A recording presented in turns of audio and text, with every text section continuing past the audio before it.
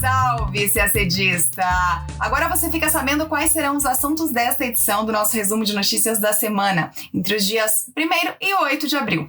Na ONU, a Rússia foi suspensa do Conselho de Direitos Humanos. Na OMC, países membros aprovaram um acordo de cotas tarifárias para a agricultura. Sobre mudança climática, o novo relatório do IPCC aponta a emissão recorde de gases de efeito estufa na última década. Falamos também de Indo-Pacífico. Estados Unidos, Reino Unido e Austrália anunciaram cooperação para desenvolver mísseis hipersônicos por meio da AUKUS.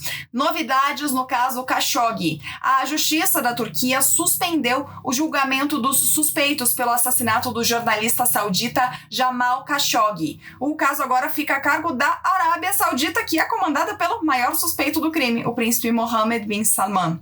Na Europa, o primeiro-ministro da Hungria, Viktor Orbán, foi eleito para cumprir seu quarto mandato consecutivo. E na América do Sul, o governo do Peru impôs um toque de recolher em Lima como resposta a protestos contra o aumento no preço dos combustíveis e dos fertilizantes. Tudo isso em detalhes você acompanha agora no nosso podcast. Na quinta-feira, dia 7 de abril, a Assembleia Geral das Nações Unidas adotou uma resolução que suspende o status da Rússia como membro do Conselho de Direitos Humanos, o CDH. A iniciativa, liderada pelos Estados Unidos, obteve 93 votos a favor, 24 contra e 58 abstenções, incluindo a abstenção do Brasil. Para suspender um membro do CDH, é necessária uma maioria de 2/3 dos votantes, lembrando que abstenções não contam como votos válidos. A resolução expressa grave preocupação com a atual crise humanitária e de direitos humanos na Ucrânia, com relatos de abusos de direitos pela Rússia. Um dos casos mais recentes foi a situação em Bucha, na Ucrânia. As tropas russas se retiraram dessa cidade que fica perto de Kiev e quando os ucranianos foram ver o estrago provocado pelo ataque, encontraram dezenas de corpos de civis em valas comuns, muitos deles com sinais de tortura e maus-tratos. As cenas foram classificadas por vários chefes de Estado como massacre ou crime de guerra. O Itamaraty publicou nota sobre esse episódio, se solidarizando com as famílias das vítimas e o povo ucraniano e reiterando o chamado à proteção de civis e ao pleno respeito ao direito internacional humanitário.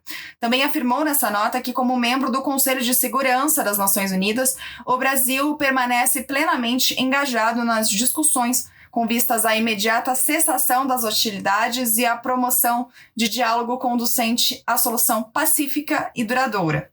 E por que o Brasil se absteve na votação na Assembleia Geral pela suspensão da Rússia do CDH? O MRE publicou também uma nota sobre isso, afirmando que entende que essa iniciativa aprovada deverá provocar polarização e politização das discussões do CDH, do qual o Brasil é parte. E que, além de tudo, poderá resultar no desengajamento dos atores relevantes e dificultar o diálogo para a paz. Segue aqui um trecho da nota. Abre aspas. Para que o CDH possa cumprir sua missão de enfrentar violações de direitos humanos em todos os países com a esperada universalidade e imparcialidade, o Brasil considera importante preservar os espaços de diálogo por meio de respostas que favoreçam o engajamento das partes em defesa da proteção dos direitos humanos e da paz. Fecha aspas.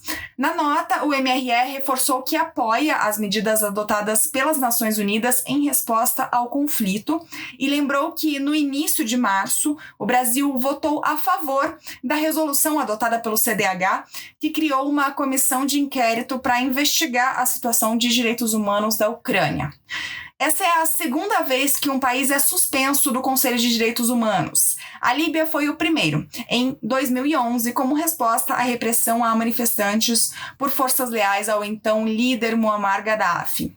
Com a suspensão da Rússia, o presidente Vladimir Putin perde o direito de falar e votar, mas seus diplomatas ainda podem participar dos debates. Falamos agora de comércio internacional.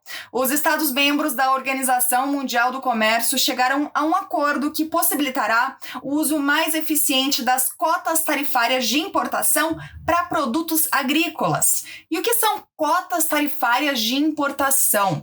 São mecanismos que permitem ao país importador cobrar uma tarifa menor por uma quantidade determinada do produto importado, a chamada intracota.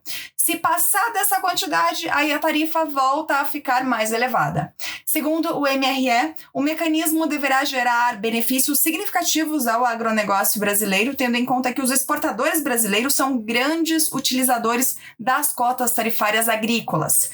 Também, de acordo com a nota do MRE, esse é o primeiro acordo multilateral alcançado na área de agricultura na OMC desde a adoção em 2015 da Decisão Ministerial sobre Competição nas Exportações, mais conhecida como Protocolo de Nairobi.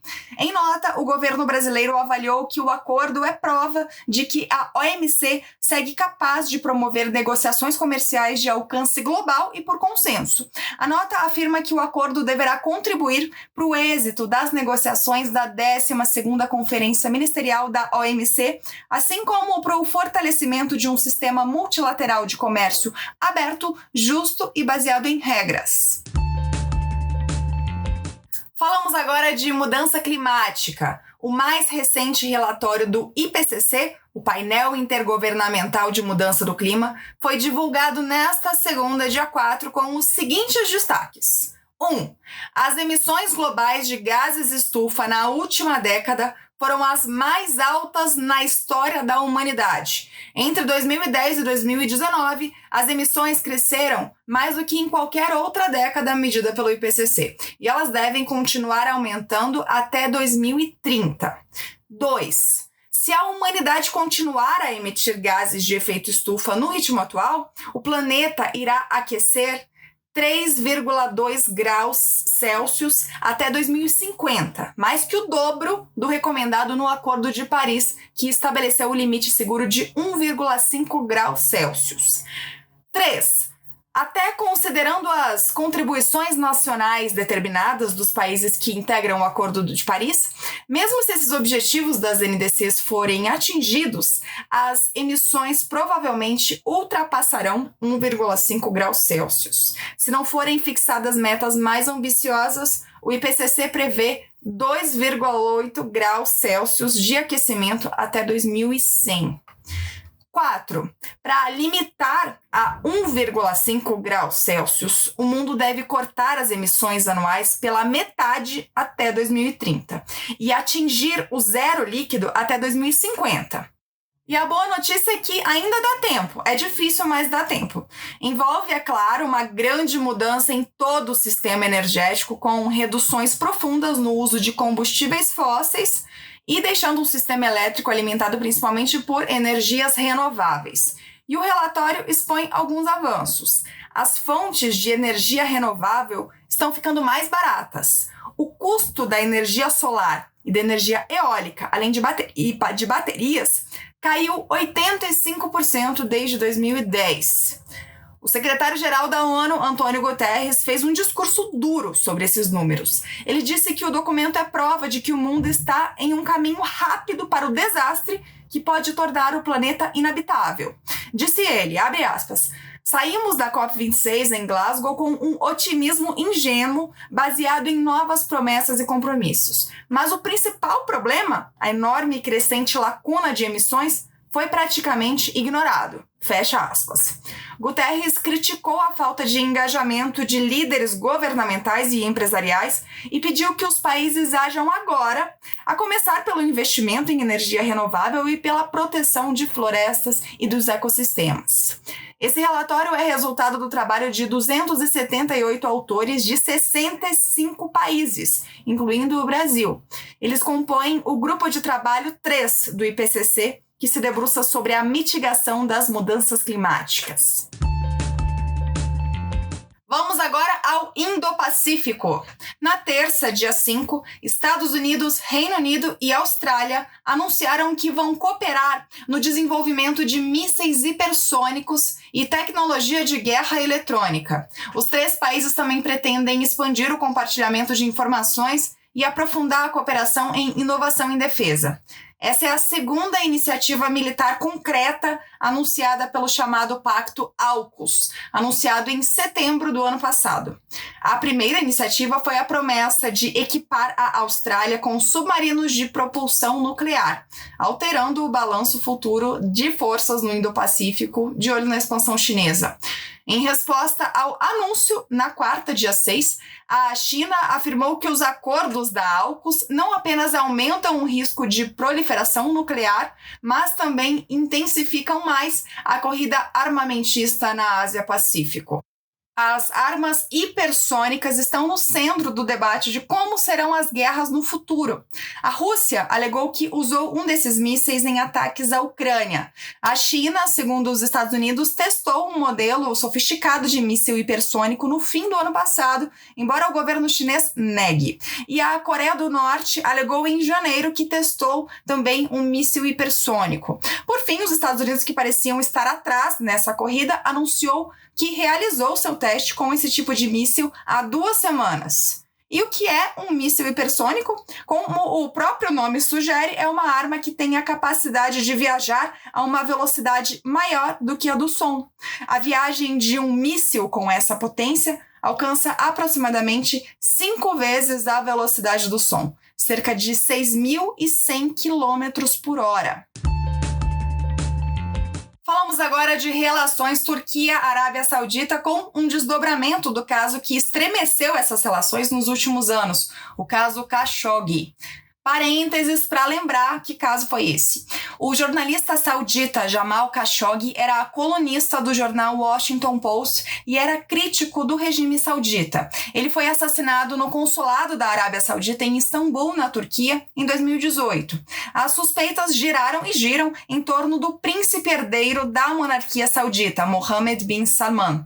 Autoridades turcas disseram que a morte de Khashoggi foi ordenada nos níveis mais altos do regime saudita. Inclusive, um relatório de inteligência dos Estados Unidos, divulgado no ano passado, concluiu que o príncipe Mohammed bin Salman aprovou a operação para matar e capturar Khashoggi. Bin Salman nega. A narrativa oficial saudita atribui o assassinato a agentes desonestos da monarquia. Pois bem, a novidade é que na quinta, dia 7 de abril, a Justiça da Turquia suspendeu o julgamento dos suspeitos sauditas pelo assassinato de Khashoggi. O caso, então, passa a ser julgado na Arábia Saudita. A decisão foi condenada por grupos de direitos humanos. A medida é vista também como uma tentativa dos turcos de se aproximar da Arábia Saudita. As relações pioraram muito desde o assassinato de Khashoggi. Na época, a Arábia Saudita fez um boicote não oficial de produtos turcos, o que representou uma queda de 90% nas exportações da Turquia para a Arábia Saudita. Mas desde o ano passado, o governo turco tem buscado uma postura mais conciliatória, em parte pelo desejo de conseguir investimentos que possam impulsionar sua economia. Em março, o presidente turco Erdogan disse que a Turquia tem um diálogo positivo com a Arábia Saudita e que queria tomar medidas concretas para aprofundar os laços. Depois, os chanceleres dos dois países se encontraram e concordaram com uma aproximação. Falamos agora de Europa. O primeiro-ministro da Hungria, Viktor Orbán, foi eleito para o seu 5º mandato, o 4º consecutivo. As eleições ocorreram no domingo, dia 3. Com a vitória, Orbán poderá acumular 16 anos como chefe de governo, um dos mais longevos de toda a Europa. Havia a expectativa de que a disputa deste domingo seria a mais apertada desde que Orbán assumiu o poder em 2010. Isso porque nessas eleições foi formada uma coalizão dos 6 principais partidos de oposição da Hungria, que puseram de lado suas diferenças ideológicas e formaram uma frente única. Mas o partido de Orbán conquistou a maioria absoluta no parlamento, 2/3 dos assentos, o que permite, inclusive, a aprovação de mudanças na Constituição sem a necessidade do apoio de outras legendas. 2 dias depois das eleições, a União Europeia anunciou o início de um processo disciplinar que vai cortar verbas destinadas à Hungria, devido a violações de princípios do Estado de Direito. Mas esse processo tem a ver com fatos ocorridos antes dessas eleições. Em novembro, a União Europeia enviou uma carta a Orbán cobrando medidas de combate à corrupção. Segundo a Comissão Europeia, a resposta ao documento foi incapaz de criar um consenso e levou à conclusão de que era necessário seguir ao próximo passo, a abertura do processo disciplinar. Agora chegamos à América do Sul. Na noite de segunda, dia 4, o governo do Peru anunciou um toque de recolher obrigatório em Lima, com o objetivo de conter os protestos e a greve de motoristas. Com isso, os moradores de Lima foram forçados a ficar em casa entre 2 da manhã e 11h59 da noite de terça-feira, dia 5. Os protestos e os bloqueios de estradas são contra as altas nos preços dos combustíveis e fertilizantes. Pelo menos 4 pessoas já morreram em confrontos com a polícia nesses últimos dias, segundo o governo. A popularidade do presidente Pedro Castillo caiu rapidamente e hoje está por volta de 25%. Ele já sobreviveu a 2 tentativas de impeachment e fez um número de trocas sem precedentes nos membros de seu governo, que assumiu o poder há apenas 8 meses. A restrição de movimento na capital peruana recebeu imediatamente manifestações de repúdio. A medida coincide com o 30º aniversário do autogolpe de Estado do ex-presidente Alberto Fujimori. E a gente termina o nosso podcast por aqui. Uma ótima semana e bons estudos!